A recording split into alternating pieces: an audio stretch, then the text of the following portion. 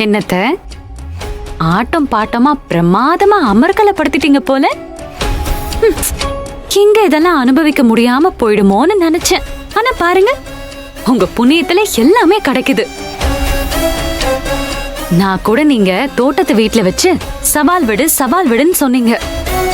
நானும் சவால் விட்டேன். சொன்ன மாதிரியே ஜெயிச்சும் காட்டிட்டேன் பாத்தீங்கல்ல. இதுதான் அந்த பூங்கொடியோட ஸ்டைல்.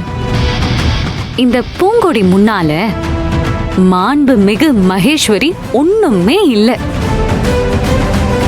இப்ப புரிஞ்சிருப்பீங்கன்னு நினைக்கிறேன். என்னடி பேச்சு தோரணை எல்லாம் ஒரு மாதிரி இருக்கு. என்னத்த நீங்க, நான் இப்படிதான் பேசுவேன், இப்படிதான் பண்ணுவேன்னு தெரிஞ்சுதானே நீங்க என்ன கூட்டிட்டு வர சொன்னீங்க.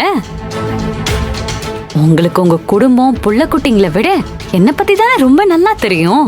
தெரிஞ்சே இப்படி கேட்கலாமாத்த? உன்னால இனிமே இப்படி பேச மட்டும்தான் முடியும், வேற ஒன்னும் பண்ண முடியாது. என்னத்த நீங்க இன்னும் சின்ன புள்ள மாதிரி விளையாடிட்டு இருக்கீங்க. நீங்க பிளான் பண்ணி என்ன தோட்டத்து வீட்டுக்கு அனுப்புனீங்க. இந்த மண்டபத்து வாசலையே மிதிக்க கூடாதுன்னு நினைச்சீங்க. அது நடந்துச்சா? வந்த அன்னைக்கு மெஹந்தி ஃபங்க்ஷன்ல கோலாகலமா டான்ஸே ஆடியாச்சு. வெறும் ஆட்டம் மட்டும் இல்லத்த, பெரியா கூட ஆடுவேன். எப்படியும் என்னோட ஆட்டத்தை நீங்க பார்க்க தானே போறீங்க. இப்பவும் நான் சொல்றேன், நீங்க மனமேடை வரைக்கும் போகலாம், எல்லா சடங்கையும் முடிக்கலாம். ஆனா தாலி மட்டும் ஸ்ருதி கழுத்துல ஏறவே ஏறாது. ஏறினா அது என் அண்ணன் சக்தி கையால தான் ஸ்ருதி கழுத்துல தாலி ஏறும். நான் சொல்றது நடக்குதா இல்ல நீங்க நினைக்கிறது நடக்குதான்னு ஒரே நாள்ல உங்களுக்கு நல்லா தெரிஞ்சிரும்.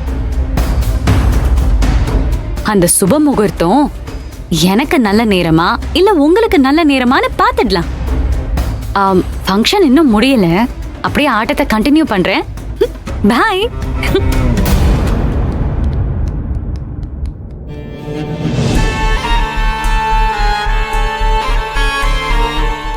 ஏய், எதுக்கடி நீ இப்போ உங்க அத்தையை சீண்டி விட்டு வர? நம்ம இங்க வந்ததே பெரிய விஷயம். அத புரிஞ்சுக்காம நம்ம விரோதிய தேடி போய் நீ சொரிஞ்சு விட்டு வர நீயும் என்ன பண்ண போறன்னு சொல்லிட்ட. அவங்களும் இப்ப உஷாராயிடுவாங்கல்ல. நம்ம நினைச்சத பண்ண முடியாது இல்லடி. யாருக்கும் தெரியாம கமுக்கமா முடிக்கிறத விட்டுட்டு இப்படிலாம் ஓபனா போய் சவால் விட்டுட்டு வர. ஏய், இப்ப நான் உங்ககிட்ட சொல்லலனா மட்டும் அவங்களுக்கு நான் என்ன செய்ய போறேன்னு தெரியாதா? நான் இப்படி பேசினதுனால அவங்க உஷாராலாம் ஆக மாட்டாங்கடி. ஏற்கனவே உஷாரா இருந்தாலும் அதை விட்டுட்டு இப்ப குழப்பத்துல தான் திரிவாங்க. நம்ம நார்மலா இருந்தா நம்ம கிட்ட எந்த பிளானும் இல்லைன்னு நம்ம முகத்தை வச்சே கண்டுபிடிச்சிருவாங்க. அதே நம்ம எல்லா பிளானும் பண்ணிட்ட மாதிரி பேசி அவங்கள குழப்பி விட்டோம்னா எப்படி அவ கல்யாணத்தை நிறுத்துவா, எந்த ரூபத்துல நிறுத்துவான்னு கன்ஃபியூஸ் ஆகி மண்டைய பிச்சுட்டு திரிவாங்க. இப்ப நமக்கு தேவையும் அதுதான். அவங்க நம்ம என்ன பண்ண போறோங்கிற குழப்பத்திலே அவங்கள பிஸியா இருக்க வச்சிட்டோம்னா நாம நம்ம வேலையை ஈஸியா முடிச்சிடலாம். இப்ப வேணா பாரு, அவங்க இவ ஏன் அப்படி தைரியமா பேசிட்டு போறா, ஏதாவது பிளான் ஸ்டார்ட் பண்ணிருப்பாளோ, அது என்னவா இருக்கும் தெரியாம பார்ட்டி அங்கேயே சுத்தும் பாரு. இவ்வளவு நக்கலா பேசிட்டு போறா, மனசுக்குள்ள கொஞ்சம் கூட பயமே இல்லையே. ஒருவேளை சொன்னதை செஞ்சிருவாளோ?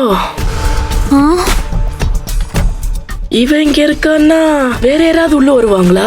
உள்ள ஏற்கனவே வேற ஆளை அனுப்பி வச்சுட்டாளா? இல்ல வேற ஏதாவது பண்ணிட்டு கமக்கமா இருக்காளா?